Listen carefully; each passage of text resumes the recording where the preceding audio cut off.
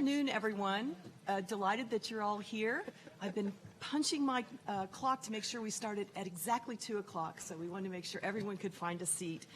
Before we get started, I'd like to remind you all to silence your cell phones.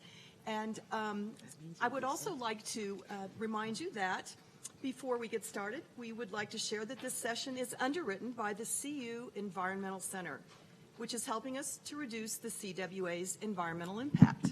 The center's support has enabled the CWA to purchase carbon offsets for speaker airline travel, to reduce its paper consumption by creating our app, which we hope you'll use later, to also promote our live streaming platform, and also to offer free hop bus service. So we encourage you to make use of all those resources during your time at the CWA. And now, today is Thursday, April 12th, 2018. It's 2 p.m., and this is panel number 4307, entitled Getting Real and Getting Ahead in Politics, Work, and Life. We have a spectacular panel of speakers today. I'm Lori Bergen, and I'm the Dean of the College of Media, Communication, and Information here at CU Boulder. And I want to share first brief bios of each of our panelists, and then each of them will take 5 minutes to prepare or provide an opening statement. Then we'll do a little back and forth amongst the panelists, and then there will be opportunities for everyone to ask questions at the end of the session. First, I'd like to introduce Heather Hurlburt. She directs the New Models of Policy Change initiative at the New America's Political Reform Program. She's a foreign policy columnist for New York Magazine and co-hosts the Dresbert podcast with Tufts Fletcher School professor Dan Dresner. She served in the White House and State Department under President Bill Clinton, worked on Capitol Hill, and was a member of the U.S. delegation to the Organization for Security and Cooperation in Europe. So please join me in welcoming Heather Hurlburt. Next to Heather, from her home on the coast of Italy's beautiful Lake Garda, Lisa Marie Simmons collaboratively leads 2 different ensembles, Hippie Tendencies and Note Speak, with keyboardist, arranger, and songwriter Marco Cremeschini, each deeply but differently informed by the struggles and triumphs in Lisa's own life. Lisa began singing at a very young age and was featured soloist with the Boulder Youth Choir. She attended Fairview High School, and at age 19, she moved to New York City to study theater and music at the American Academy of Dramatic Arts. She performs in pop, funk, soul, blues, and jazz bands throughout the Manhattan club circuit at night. Please join me in welcoming Lisa Marie back to Boulder. Next to Lisa is Erin Velarde. She's the founder and director of Vote, Run, Lead, a national, nonpartisan organization that unleashes the power of women leaders in democracy through training, technology, and community. She first launched VRL as Vice President of Program and Communications at the White House Project, establishing the largest national political training program readying women for public office and civic life, training over 15,000 women. Erin serves on the advisory boards of Girl Meets World, the New American Leaders Project, and Democracy.com, and she's on the leadership teams of Vision 2020 and Political Parity. Please join me in welcoming Erin to Boulder. Last, I'd like to introduce Sue Heilbronner. She's co-founder and CEO of Merge Lane, a leading accelerator for startups with at least one female in leadership. She offers companies and audiences deep insights into how to create a culture that fully empowers and leverages high-potential females in leadership. She began her career as an attorney, last as a federal prosecutor with the U.S. Department of Justice Civil Rights Division. She transitioned to business by founding an online baby gift company in 1999. She's been an adjunct professor in our law school at CU Boulder, and she lives in Boulder. So please join me in welcoming Sue.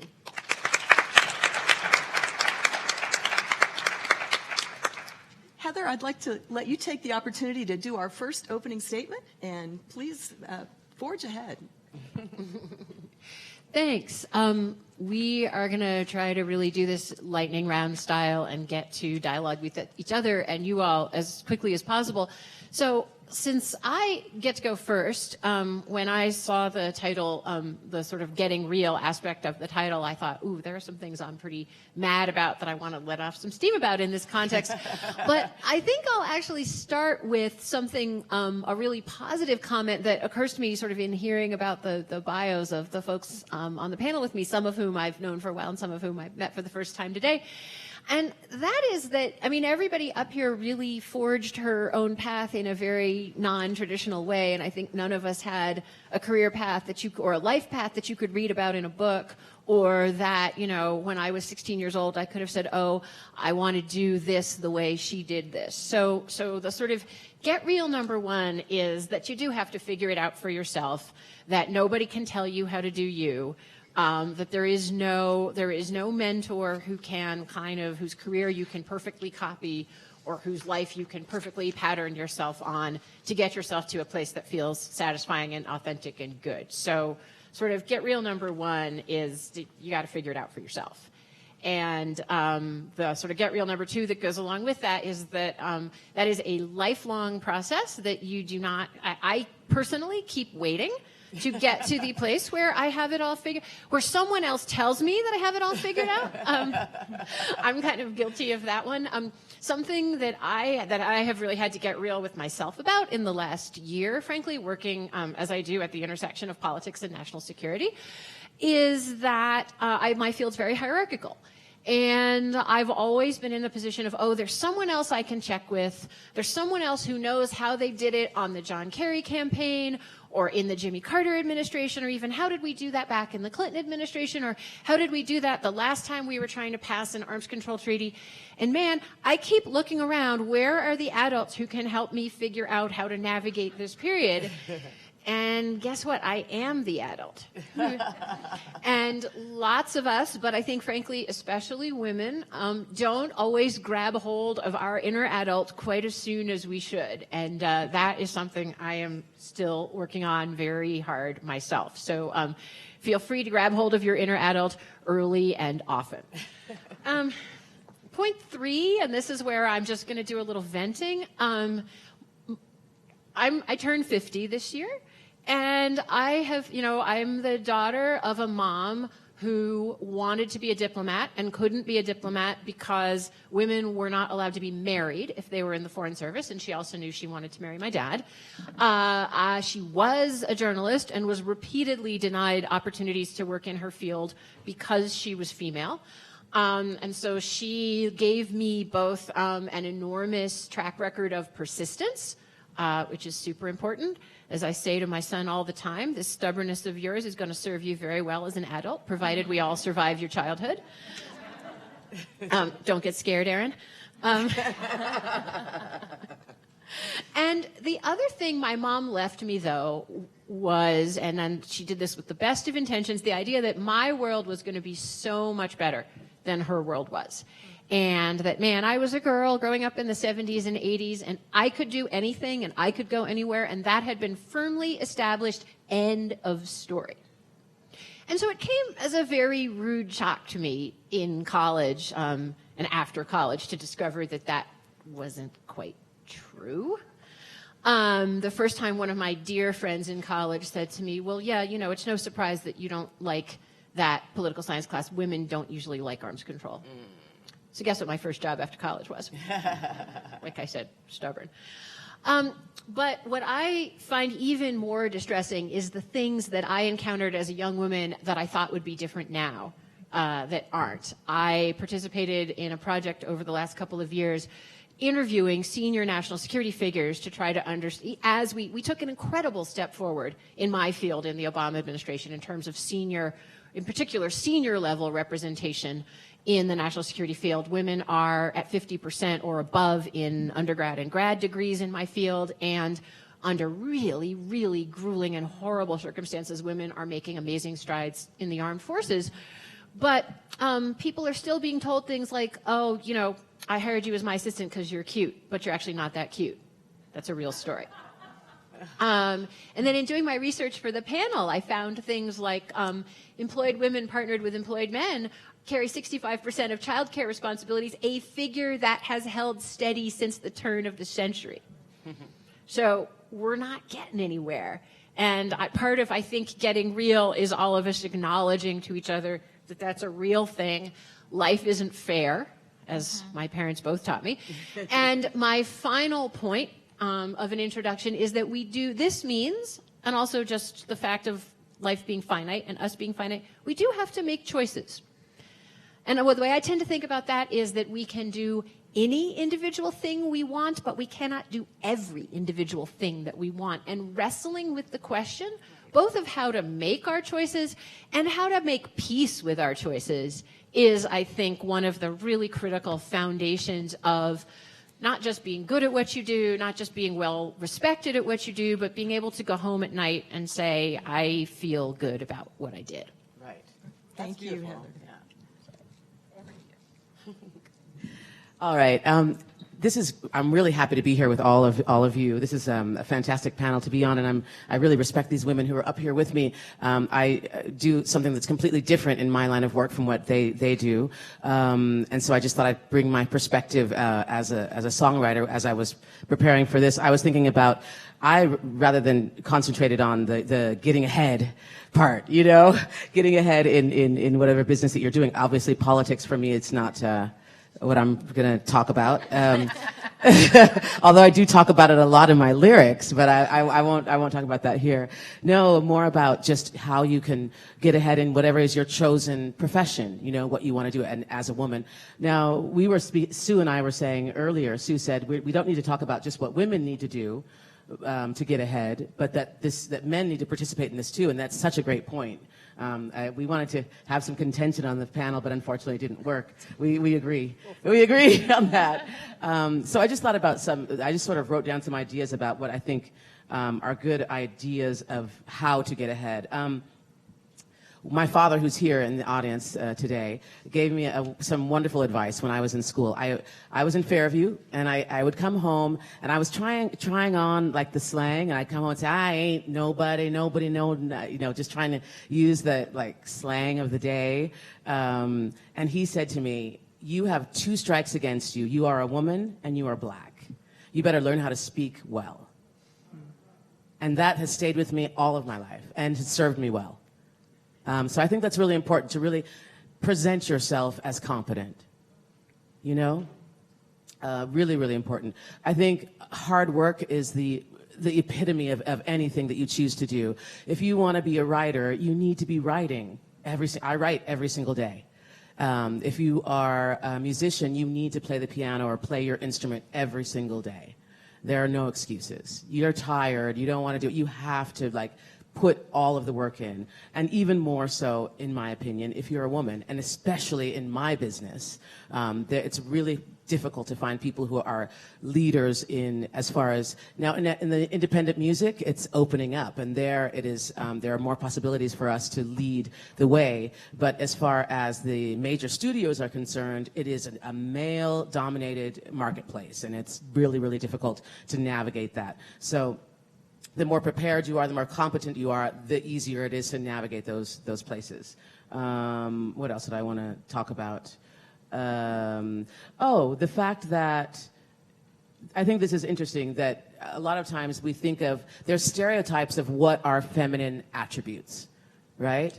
But there is something, and I think that some of the things that we can consider to be feminine attributes and that are proven scientifically are encouraging harmony and agreement in the workplace, where you are with other people, making decisions based on those, on creating harmony as well, and not just from a different place. So I think bringing your femininity also into the workplace is a positive thing that one can do. I think that's good for me. Yeah. I think it's, as I said, communicate superbly. Remember who you are, and work hard are my main points. Yeah. Thank you. You're welcome. Thank you. Hi, I'm Erin Velarde. I'm the founder of Vote Run Lead, and for the 5th time on 5 panels, we train women to run for office and win. And I'm sorry to whoever has been in all 5 of my panels. I've started the same way every time. I agree, the communications piece is huge. And the communications discipline is actually what I think you're talking about. And the folks that I have seen be successful, they know how to communicate, they know how to communicate with discipline, and they know when to listen. Yes. And they know when to not communicate and how powerful that can be. I think that's one of those skills that many of us can learn to flex. It's not a skill that we're all born with. Some people are natural communicators, but it is definitely a skill that can be taught and can be learned and can be exercised over time. And there can be a comfort level with that as well.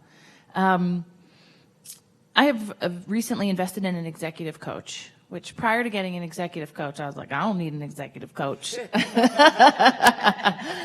Because even when I think at times when outwardly folks are saying to you, oh my God, you're so successful, or your company is doing so well, or I see your nonprofit everywhere, there's always, as someone who's leading something and sort of looking for the next thing, you're almost already past that recent press article, right? And you're kind of looking at, okay, how do I leverage that into be this sort of get ahead? Yes, sure. And so, here I am telling my executive coach that, listen, everything on the outside's got to look really good, right? While inside we're sort of working on ourselves. And I don't know that I did enough work in my 20s really thinking about what it meant to work on myself.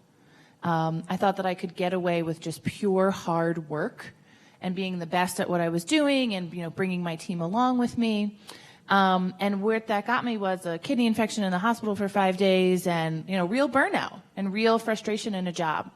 And so I think that there's a little bit of that self-reflection and that radical self-inquiry about who you want to be and where you want to go and taking that time for yourself. I actually tend to find in the women that I train that women are very unlikely to take private time for themselves, where they are taking a Saturday and they're sitting at a beach and they're not reading a book or not, trying to get better or not scheduling their kids for the week. They're really just reflecting and thinking about what the next thing is that they want to do, or, they want to celebrate themselves, or, what's the next maybe work path they want to take on. But one of the things the executive coach has said to me has been the sort of seasons of life, right? That you can't actually always be in spring. You can't always be fully in bloom all the time. Sometimes you're going to be hot and burnt out, right? Sometimes the leaves are going to fall off and it's going to be winter. But the cycles of that have been really helpful in saying, okay, right now I'm feeling like a little bit like we're in a fall season. Things are slowing down. I'm ready to go a little dormant. I want to do some self-care. I want to repair. And it's been a nice frame for me to think about what it means to get ahead that isn't this really linear line of sort of a predetermined what success looks like, right? Which is primarily sort of financial success and public recognition and being an expert and, all of those things and looking like you have it together on social media. And so I've taken some of that. I've really internalized some of that. And it's been a bit of a struggle, actually. But it's been something that I think as I've been doing it for myself, we've been building it into the work of the organization. Because if we're trying to get women to run for office, we know that they can't be going 90 miles an hour all the time, and that there is an element of their lives where they are public facing, and so they have to have that quiet time. They have to have that rejuvenation. They have to have that moment in which they are able to build back their sort of their self-care, their essentially recharge their batteries. And what you're doing when you're recharging your batteries is you're taking stock of what has been successful for you and what has worked for you in the last 6 months, 12 months, a year, and what's not. And what I have found is sort of somewhat consistently around leaders who have been successful, both male and female, is there's an element of nimbleness. That if you're pretty good in your core, that if you're, have that strength, that you're actually able to be nimble as things are coming at you. You're able to be a little more flexible and resilient, make changes as information changes, or maybe you lose a big grant or you don't get the big bid for a company, or, halfway through a song, your lyrics have just stopped coming out of your body, right? Mm-hmm. You're not going to take that as, you're going to be more resilient in that. I've also found that leaders who've been able to consistently get ahead have an understanding of the system that they're operating in. So they know the rules of the system that they're operating in. Doesn't mean that they're following them all the time. Doesn't mean that they're not breaking them. But they have an understanding of the system in which they're playing, whether that's business, music, etc. And for women, you do find, even in politics, a sort of gendered, what does the gendered system look like? What does that system look like for a black woman? And then the third thing I found in leaders that are sort of consistently getting ahead or starting new things is that they trust themselves. Doesn't mean they don't go through periods of self-doubt, but that generally speaking, they trust that even if they've made a mistake, they're going to figure out how to remedy it. And they can project that trust onto others and then, engage those to be a part of their team. They have that kind of loyalty. When you trust yourself too, then somebody can come up to you and be like, oh, that is so wrong, right? Because they know you then have that nimbleness that isn't going to, throw you all the way off your path. So those are three things that I've seen for people who have just kind of consistently opened up new chapters of their lives, have defined new definitions of success, and some things that I've learned in just doing some of that for myself in the last few years. So thank you. Thank you.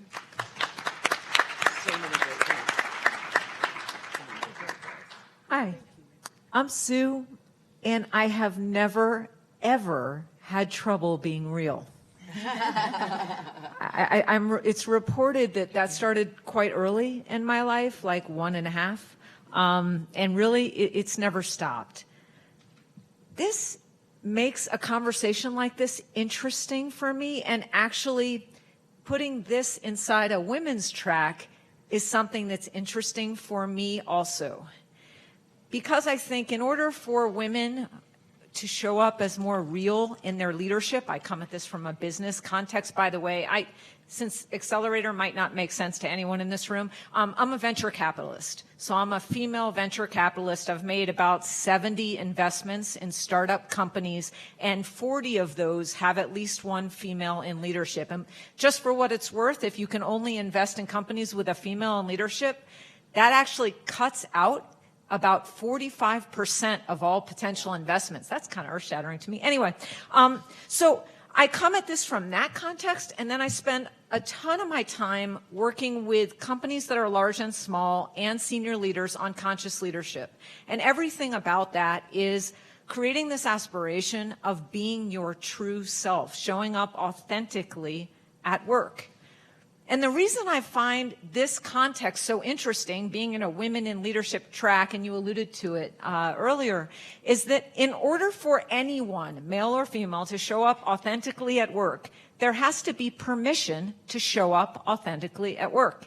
And that means that for the men in the room, some of whom are nodding, thank you, you have to create an invitation.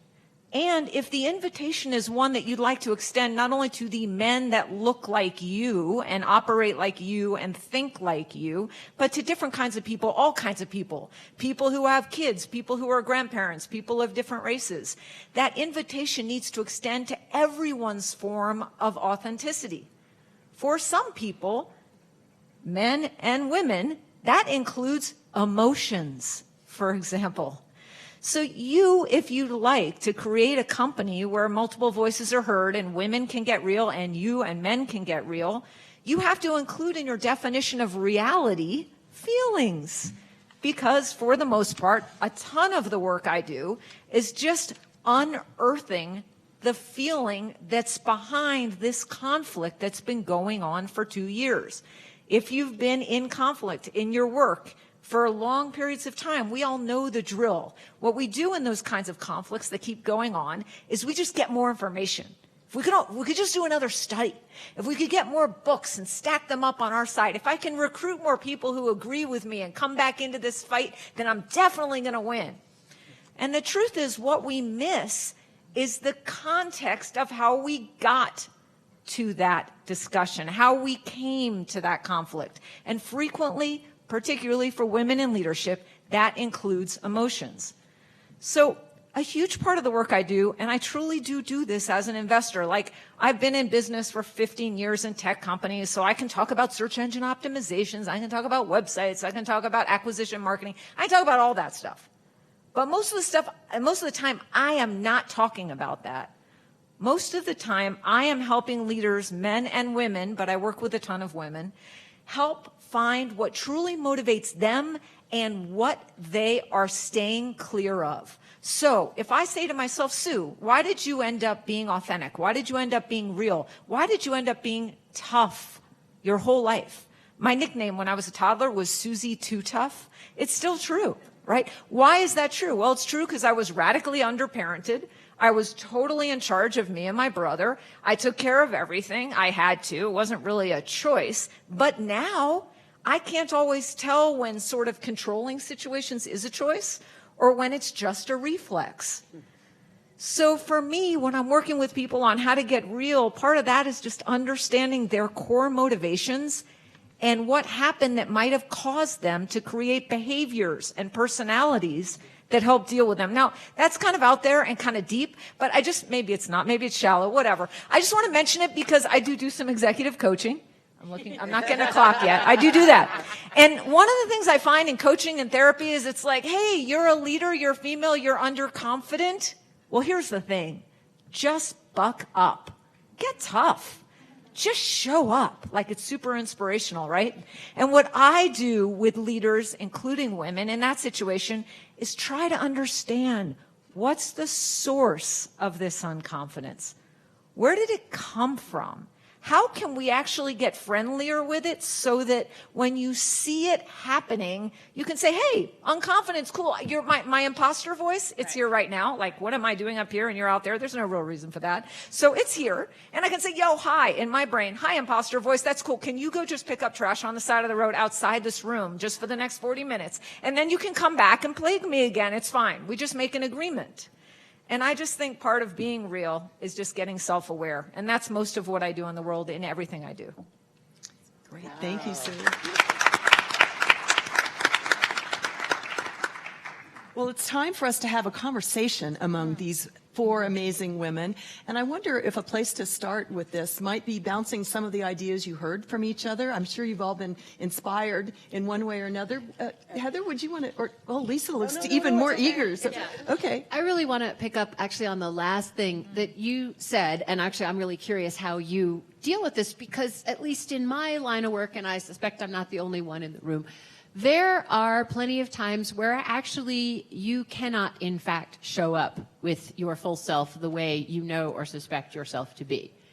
And part of the journey, the way I think about it, is choosing your line of work where either you can show up however much you need to show up, or where the choice that there's a part of me that I'm not bringing into this space, and I'm aware of that, and I'm making a conscious choice, and I'm thinking about how to take care of myself, that in and of itself is a conscious and deliberate thing that you're doing. Or can be. I mean, I was just sitting here as you were talking, and I don't think, this is going to sound terrible, it's going to sound like I was ragingly inauthentic for decades, but I don't think I was in any way showing up at work as sort of anything that, if I sat and thought about it, was an authentic me until, through circumstances not entirely of my own, well, no, I chose them, until I left my neat career path to follow my husband to Michigan after I had said, well, I'm not moving to be with you because I have a fancy job in the Clinton administration, but if it works out, I'll move with you next time. And then he was like, yeah, I got my dream job, it's in Detroit. And I was like, ooh, I promised. But until the moment that I got out of the career field and the hierarchy I had picked, I was totally showing up the way I thought the State Department, the way I thought you could show up at the State Department, the way I thought you could show up at the White House. Like, what were the limits of, in the very misogynist office I worked in, like, what were the limits of me that I could show up and accomplish the things I want to accomplish? And I wonder, I'm just now looking back at how I got through that, and I wonder, Sue, is that something you see as exclusively a problem of younger women at the beginning of their careers? Is that a choice? How do you think about women who have moved into the leadership phase of their career making those choices?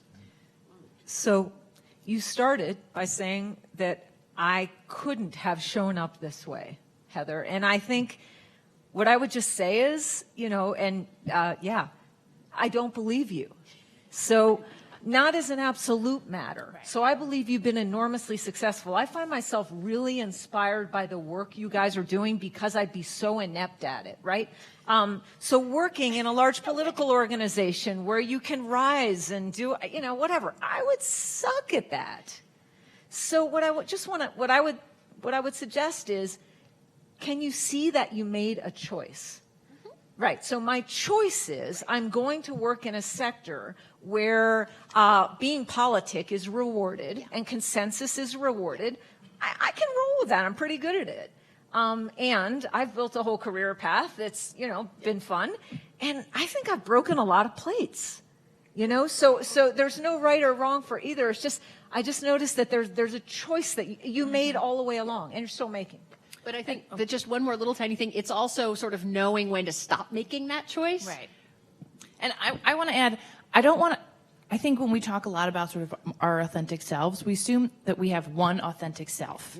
Yep. Like I have And that it seven. doesn't change over time. Right. Like I have several personalities. Like my personality at home when like the day is done is like I am an introvert and my husband knows like there is no talking for a set period of time. Right? And that I want to play this like stupid word game on my phone for 20 minutes until I need him to help me with one of the words. And then, and that's my authentic self after work, right? My authentic self on a panel, I've had to stop cursing on panels because my authentic self from New Jersey is we curse. Like it's not we're Italian, right? Like So are we allowed to curse now on this panel? Because that's great for me. I want you to know that 2 days I'm on ago, board with that. I said screw it when I really wanted to say.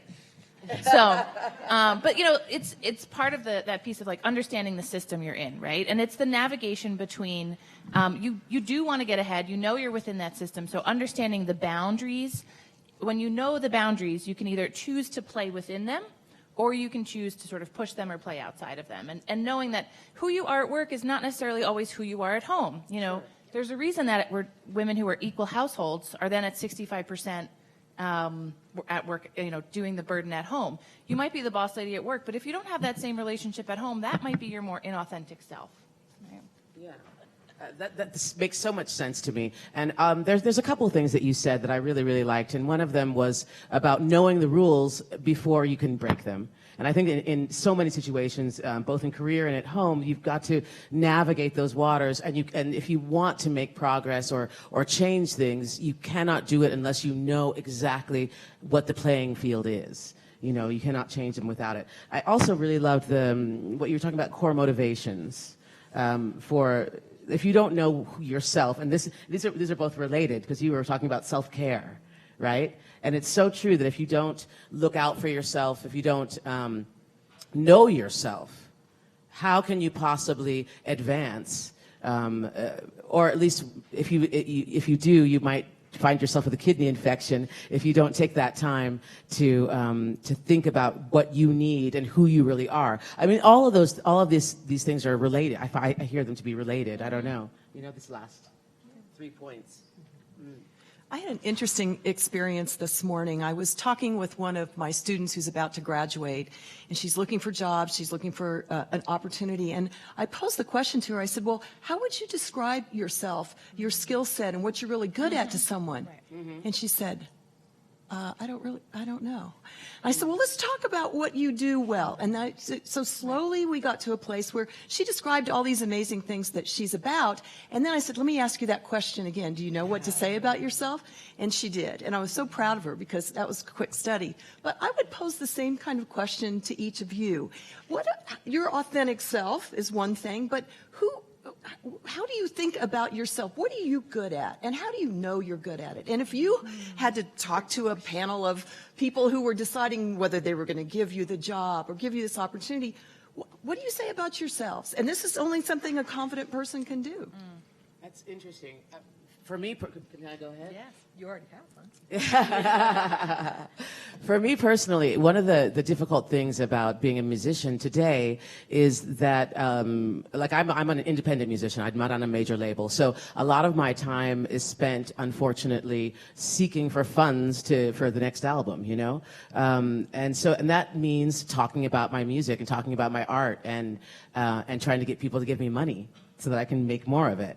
And I find it difficult. I mean, it's gotten better in the last few years, but you're right, it's really important that we know our strengths and are able to sell ourselves. I don't like the idea of selling myself, but that's in the end, that's sort of what it is, if I want to continue making art. And it took me a long time to get to a place where I could say, okay, it's not bad to speak well of myself.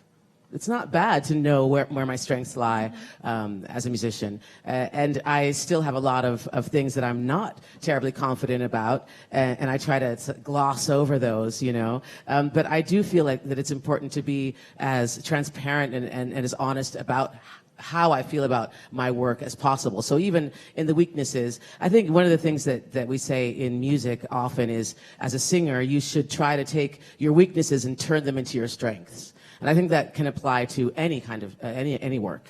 You know. So what are you really good at, Lisa? I'm really good at writing lyrics. I'm a great poetess. You know, I'm good with wordplay. I'm very, very confident on stage. So what are my weaknesses? Nobody asked. Okay, I don't have to say it. Thank God. Phew. No, but I feel like I'm just going on and on. Now I've got permission, so I can go on and on about how, but I think that my greatest strength is really the communication that I'm able to develop between an audience and myself on stage. That's where my largest weakness lies. My largest strength. What the hell? But your weaknesses are your Oh, there's strengths. the hell. I mean, I'm swearing and I'm... I had the most wonderful experience recently of actually discovering that there was a category for a thing that I'm good at. That over the course of my career, I've been a really good writer. I've been a really good Russia expert.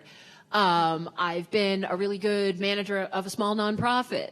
And for the last 5 or 6 years, I've had this uncomfortable feeling that what I was really good at was synthesizing connections between ideas and between people. And like, what the hell is that?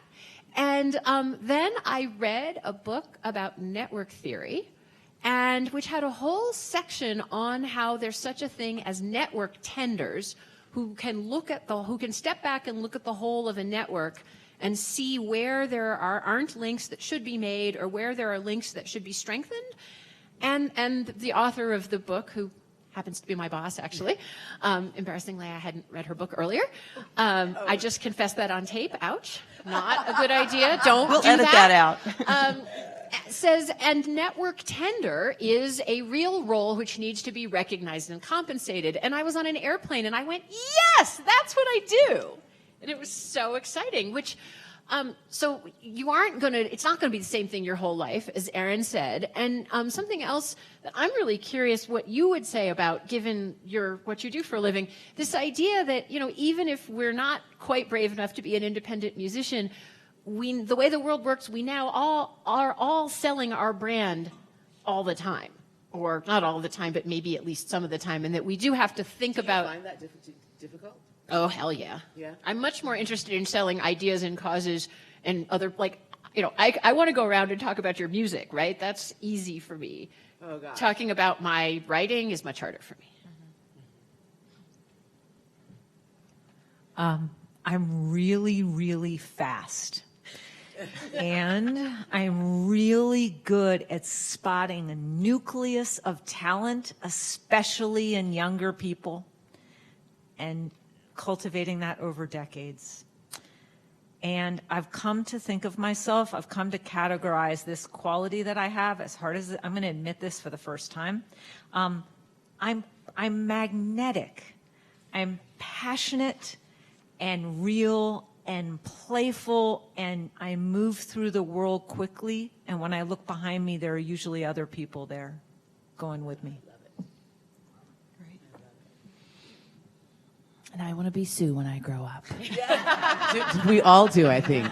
That's my fantasy too. Yeah, I found I have a similar skill set in spotting talent, and I think what I'm really good at is almost sneakily having women, particularly women, shed the barriers that they've put up for themselves without them knowing that they're shedding the barriers. And that kind of personal self-permission, like I'm not giving them permission, I'm showing them a path in which they can give themselves permission. And I got to be a mentee under a woman who knew how to do that very well. So I got to learn sort of almost by osmosis and just watching her do that for people. And selfishly, it's extremely rewarding. I mean, there's nothing that feels better than sort of watching other people thrive.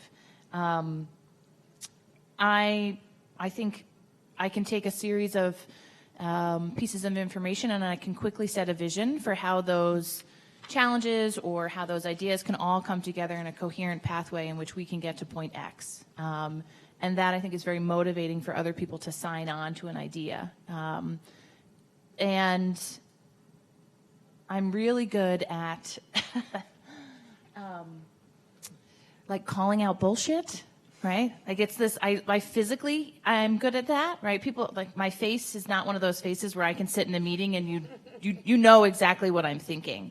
And what I've learned to channel that in a way that I can then communicate with someone that like the same thing, like I didn't believe her either, you know?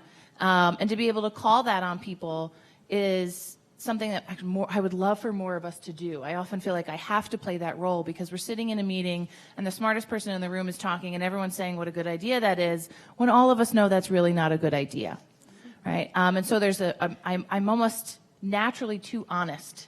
I'm a good little white liar, don't get me wrong, but I can never tell a big lie. I cannot sit in the space of a big lie or something that feels, you know, that it isn't sort of, rooted in the truth.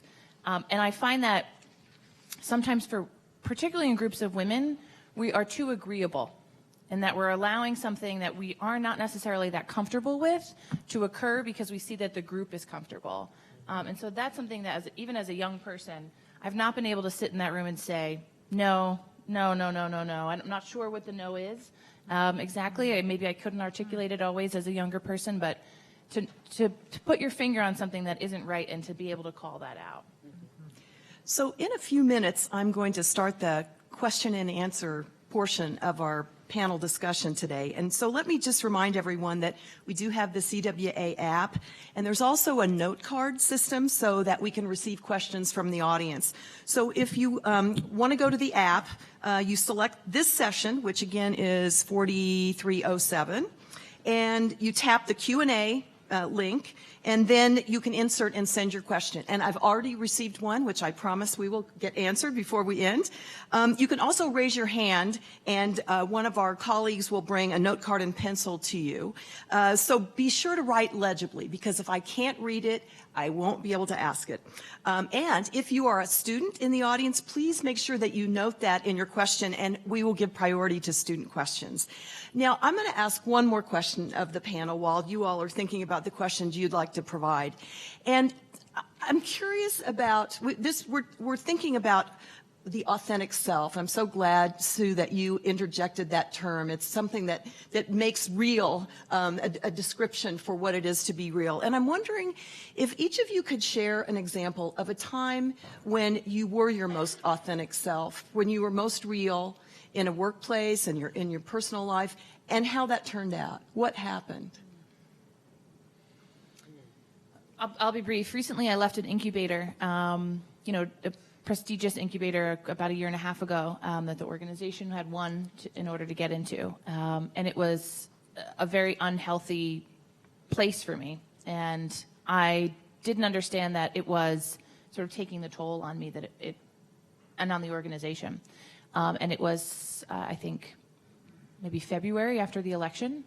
And I'm seeing this huge surge in women who are signing up for our web classes. And I think we did 3 web classes after the election, and a few weeks after, and we had close to 5,000 women sign up. And I knew in my gut that there was, also the newspapers, like everybody knew, right? There's something happening here. And I'm in an environment that's telling me to slow down and to plan. And I couldn't do it. And I had to give up the safety of this incubator, the financial resources of this incubator. They were giving us an accountant, so many resources that potentially could have really hurt the organization. Had to let somebody go on my team that I didn't feel like was, pulling their weight, essentially. I had to hide the hiring of my current COO as we transitioned out of the incubator.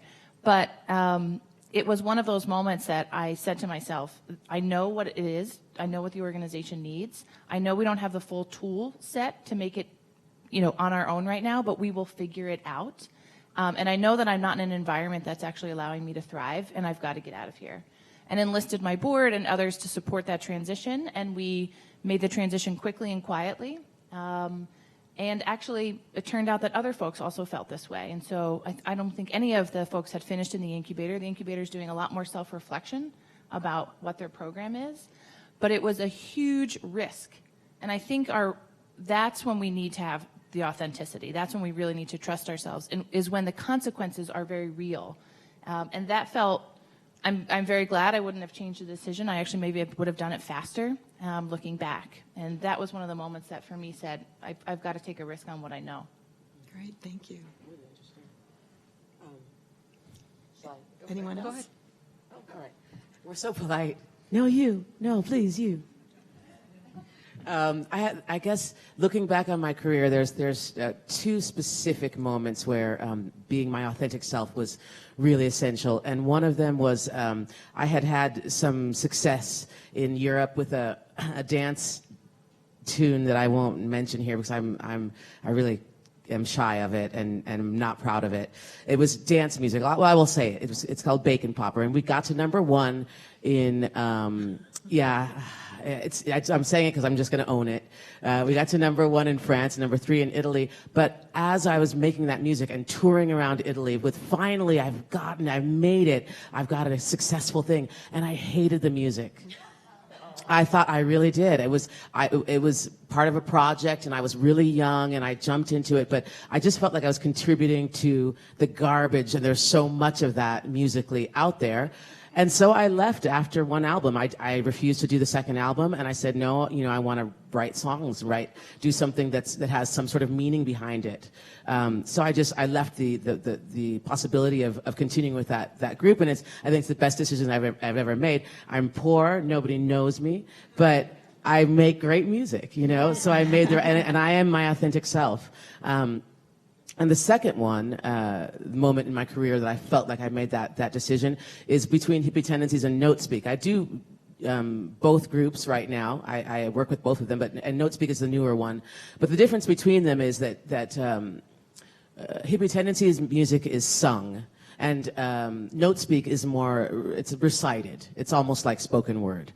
And with writing, I find with writing songs that you try to walk sort of a thin line of making your own personal experience a universal experience. So you're not necessarily very clear in the song about your own authentic self.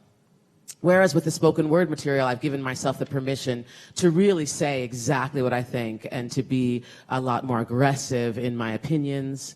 So that's another place where I've found that I'm very much my authentic self. Also, every single time I'm on stage, or every time I'm in my studio and I'm writing lyrics, if I'm not my authentic self, then I am not producing my work. I'm not doing my job. So I try always in those situations, and always to be my authentic self.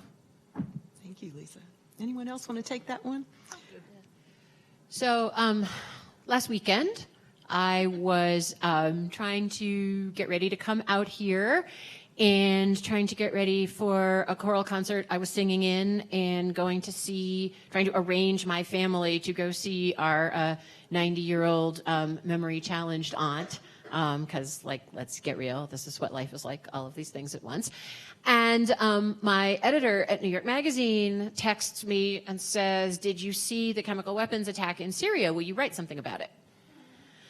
And I was like, A, I have no time. B, any time I have needs to go towards preparing that damn debate that I have in Colorado on Monday so that I don't make a fool out of myself. And C, yeah, I have really strong feelings, but I feel like they're kind of very personal and they don't really fit the sort of foreign policy consensus, and they aren't, like the sort of they're neither the sort of hard-boiled realist perspective I'm supposed to have, or the hell yeah, let's go bomb those nasty people perspective that I'm supposed to have. I don't fit into any of the boxes that I'll get rewarded for writing. No, I don't want to do this. No, I don't want to do this. And so I said kind of a weaselly thing to the editor, which was, I'm on a plane and Wi-Fi and I don't know, maybe.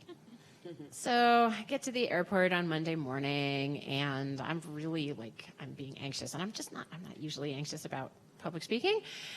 And the more I thought about it, the more I was like, yeah, I actually do have something that I want to say. And I get on the plane, and I get a great seat in the exit row. And in front of me is a couple with a baby traveling with their baby for the first time. And the poor baby in the middle of the flight just has a moment and melts down for 20 minutes. And the parents are just totally freaking out because they're traveling with the first time and they're so anxious. And I'm trying to write this thing about Syria, and this baby in the front of me is bawling, and I just start weeping. Because what the hell, people? I mean, Syria, it is horrible, it is disgusting, it is inhuman, and my point, which I end up just going straight from my weeping self onto the page and then bang the send button, is nobody has the right to posture about this, including my beloved friends from the Obama administration. And I'm just kind of ooh, this was really probably not such a good plan, and these are things that you are not supposed to say. But, I've already hit the send button. And then they kind of lose the piece for 24 hours. And I'm well, should I just decide this is a sign from the heavens that I was going to, get myself into trouble? And that little voice, Sue, that you referred to, just yeah, Heather, that piece wasn't good enough to get published. This is what really happened is they decided it wasn't any good, and so they just didn't publish it. So you should shut up and move on. But I have a friend that I'm practicing with, and we congratulate each other when we do a thing that feels awkward or hard to do, which, by the way, is another good little tip. Have a buddy to back you up when you need it. And so I send up, hey, guys, what happened to that piece? And they're oh, yeah, we lost it, but we'll run it, we'll put it up now. So, A, I end up getting other media gigs out of it, and B, I get a note from somebody from the Obama administration saying, thank you for being brave enough to talk about this because so few people are willing to talk about it. Right, yeah. Good for you. So are we ready for some questions from the audience? We have a student question, so I'm going to ask it first. To the panel, what is your advice to a current college female who is unsure what she wants to do when she graduates in a year? Travel. Yeah, live in the unsure. Travel. Yeah. Go and look for an answer. I agree. The unsure is great. There's no need for that kind of clarity. It's false that we all have these visions of things that we're passionate about and we're going to build our life's work around. Looking back on my career, I'm wow, that looks really strategic. During the time, none of it was strategic. Right. And so you went where opportunities were. It's try something totally new, be a waitress, make money if you want to make money.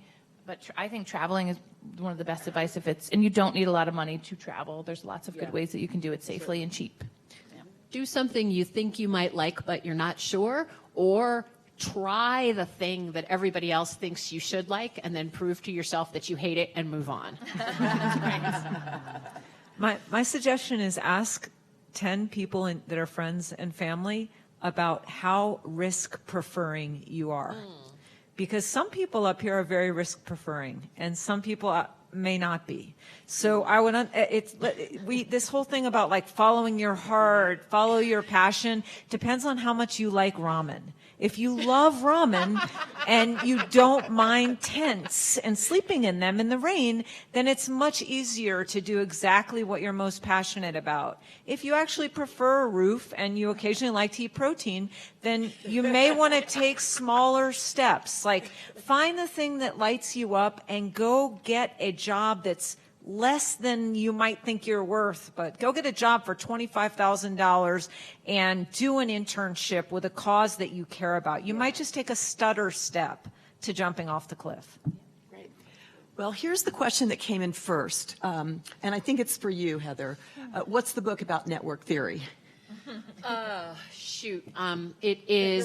It's Anne-Marie Slaughter's book on network theory. And what's really great is, and I'm sorry I don't know the title, but if you Google Anne-Marie Slaughter network theory, you'll find it. And it's basically I studied up on network theory so you don't have to. So it's network theory is an amazingly complex thing that I don't know nearly enough about, but this is it's really sort of easily or somewhat easily digestible for the rest of us. Okay, here's a question for all of you. What pushes you to get past the hardships in your careers in order to get ahead?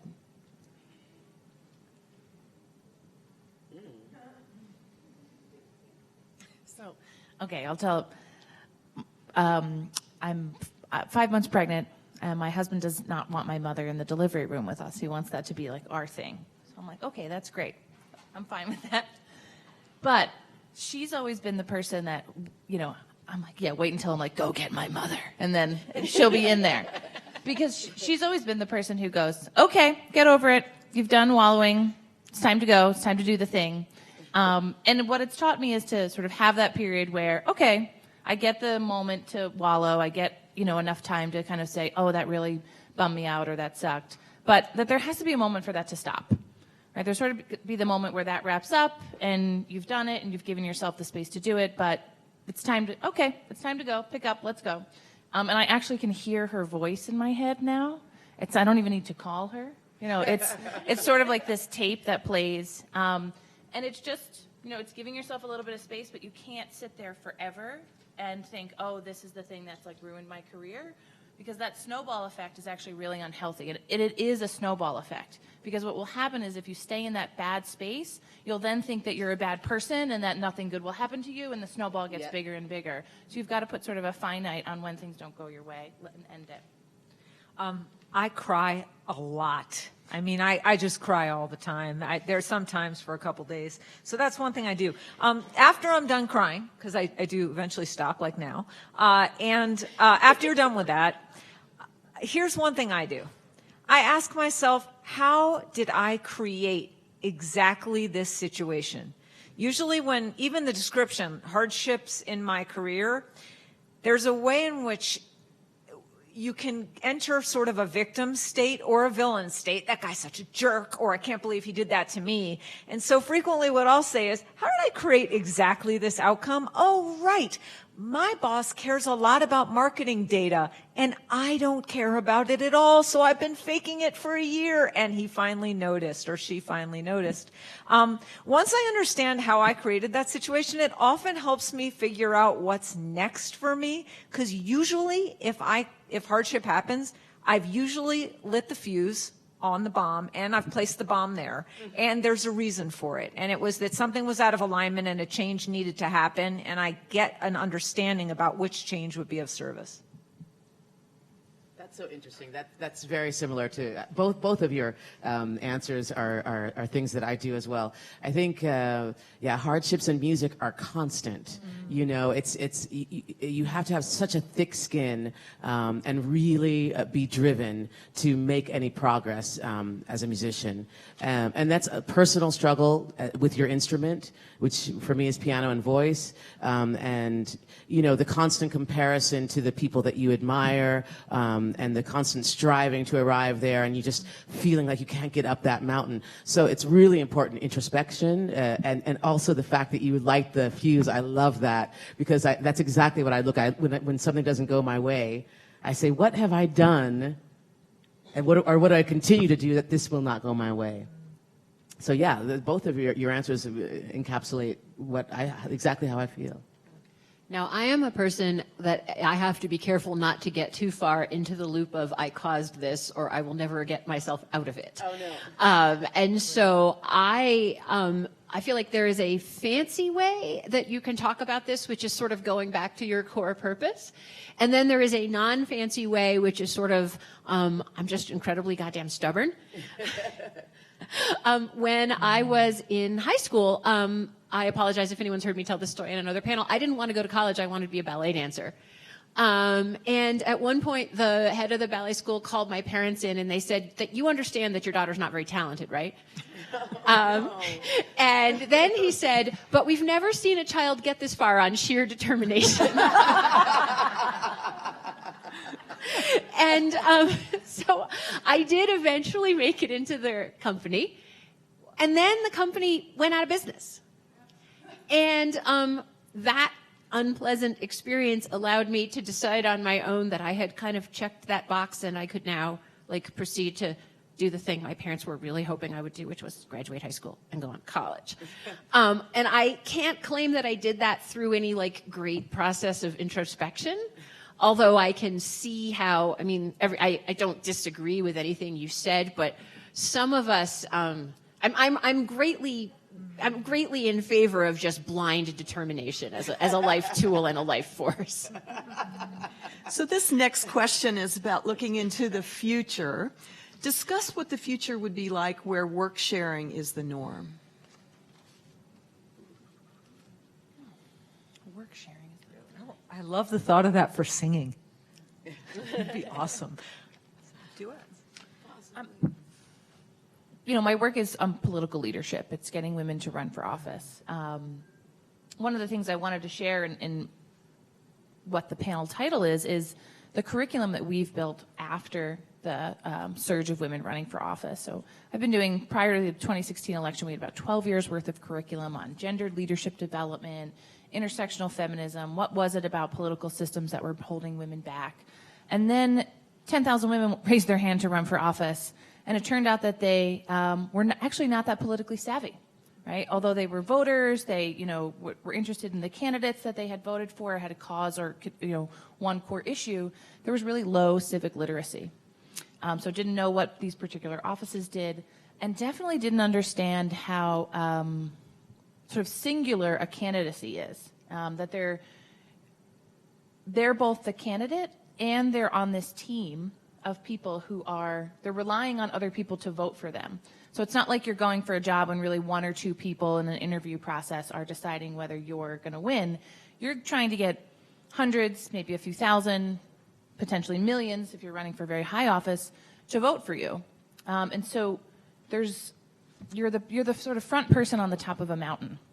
And the entire work of campaigning into being a really effective elected official is actually that you're sharing the work. There's no way that you're going to know every single policy issue that is going to come across your desk. You need other people who have that expertise. You need folks that are going to potentially write bills for you. There are bill writers who write legislation and hand it over to the state legislatures. They're not actually going home and writing and crafting policy. And so we had to change the way that we were teaching how to be a really good candidate and how to be an effective elected official. And only one of the 6 components of the curriculum, which is now called Run As You Are, is how to run for office. The other is, you know, around qualifications and confidence and knowing the things that you're good at and the things that you're not so good at. One of the other pieces is brand and reputation. What do you want to be known for when you run for public office? But the two that I am very pleased that we've integrated into the curriculum are people and networks. That you actually cannot be a successful elected official. That sort of singular person, that highest person on the top of the mountain, without effectively leveraging people and networks. You cannot get it done. They won't vote for you. They won't donate to you. It is a core of people that you are moving around. And the other is practice and feedback. You have to be engaging with people in order to hear the ideas of constituents, in order for you to understand how you represent them. Running for office and being an elected official is the ultimate work share, because you're representing 15,000 people in a district. You have 15,000 bosses.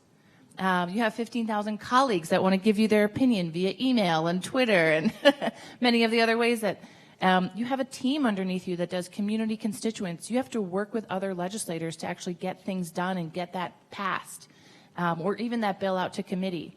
And it's been a fascinating thing to watch as women who were once really fearful of being the sort of singular person out there and asking folks for their vote, to realize that they're just essentially the front man in a group of people who are trying to move an agenda forward.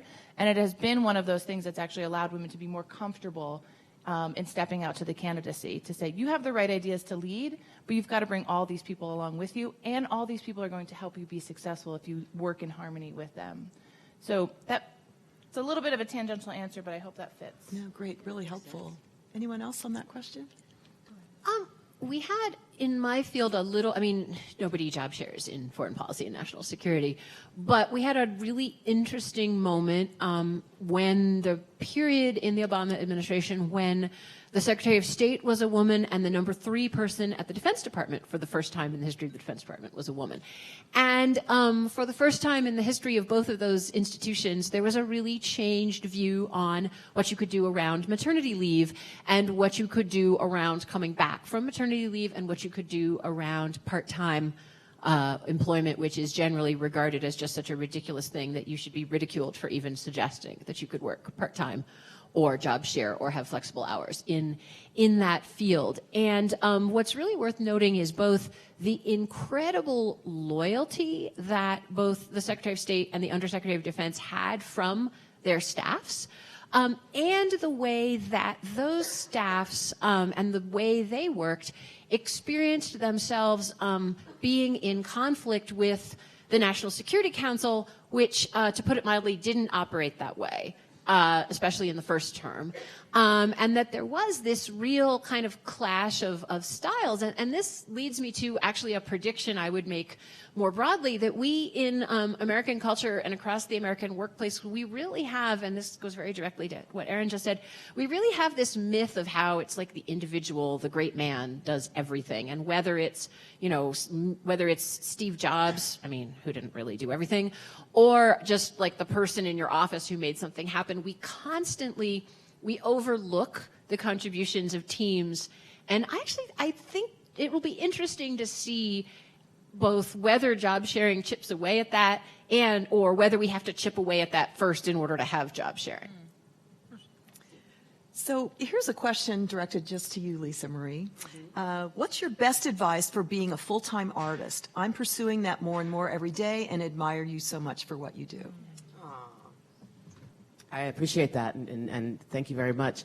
I think it's what I said in the beginning of this panel in my introductory statement was just the idea that you have to work at it every day, that you have to own your art, that you have to dig deep, be as transparent, as honest as possible as you're doing it, and commit yourself to it. And a lot of musicians, people get into music and say, "Oh, I want to make money," and you can't. If you decide to be an artist, you can't be thinking about what that is going to lead to. You just have to make the art.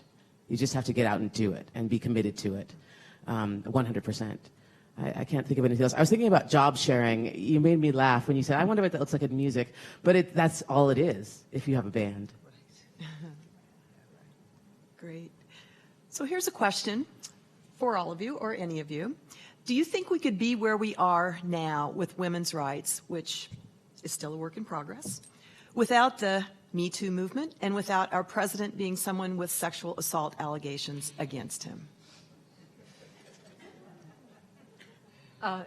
So I think that question is, the way I interpret that is, are these things, well, yes, right. So we're equating the Me Too movement and the non-Me Too movement of Trump. So I think that some of the time lately, I've been thinking that a lot of what's going on around topics related to women feels really 1979 to me. And it's been really bumming me out a lot. I feel at sea about it. When I started this fund that focused on companies with a female in leadership, I thought, gosh, maybe I'll just get asked to speak around issues about women. And this is, what we talked about earlier today. I'm like, there's so much else. I mean, I love to talk about golf. Could we talk about golf, maybe? And those are 3 non sequiturs. The answer is, I think we are going to look back at this administration as the best thing that's ever happened to women's equality. Wow. Yeah. From your lips to God's ears. Yeah. One of the emotions that I'm finding, and you said this word earlier, everybody keeps talking about go with your passion, yet you can't be emotional. I find that radical and odd. One of the emotions that we are allowing women to have in a way that I don't know that I wasn't around in 1979, but I don't know if it was as common as it is right now, is that we are totally okay with seeing angry women. And we are all really angry. I think, people ask me, oh, did you cry after the election? I was like, of course I did. But those were angry tears. Like that was like anger coming out of my face because I didn't know how to express it otherwise. I wasn't like, I was just, water was coming out because it was like anger leaving my body.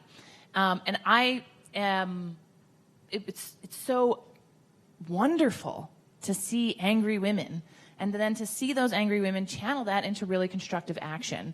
And I'm not sure that we had that room for that. I'm not sure that we had that we were all kind of okay with seeing that the way we are after the 2016 election. So that's one of the ways that I think, and I think the Me Too movement is a direct result of feeling that there was no consequence and the anger about having no pathway for justice and having somebody that has had those allegations in fact be rewarded. And the downfall that we're seeing of men's careers is just the beginning of what I think will be powerful public policy when we get around to getting to that phase and really figuring out what that looks like. That allows you to be angry when somebody harasses you, or allows you to be angry when somebody touches you in a way that you don't have to freeze in the moment. You can actually react with some level of sort of both vocal and physical reaction that is then allowed. That you're not the crazy woman who overreacted, that nope, everybody knows that that's sexual harassment. So I think we'll get there. I really I regretfully disagree with the idea that we're okay with women's anger in this moment. I don't experience that in my professional life. And I experience that women in my field are still dealing with an enormous amount of fear around sort of calling out past experiences, and also fear about trying to make changes going forward, and resistance, and frankly a sense of, which I think there was a lot of around the Clinton presidential campaign too, sort of totally apart from everything else, but this zero-sumness of the world and this feeling that every advance for women is at the expense of men. And I feel that very palpably day to day in my field. So I don't so much want to argue with you as I just want to report my own experience that my colleagues and I have a lot of anger and have a lot of observations around. I mean, I delete at least 2 invitations to Manels a week. A Manel is an all-male panel. At least 2 a week.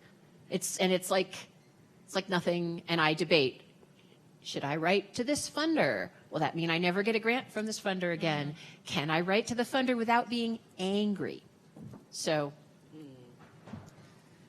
Well, I regret that we are out of time for this panel, but this was a panel where everyone got very real about life and politics and work. And please thank the panelists for their insights.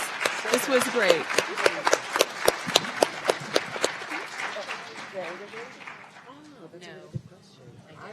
I'll tell you what, I've had the same experience that she does as far as and also being a black woman as well. That's true, yeah. The angry black woman. Nobody's ready for angry black women. Nobody wants to see that.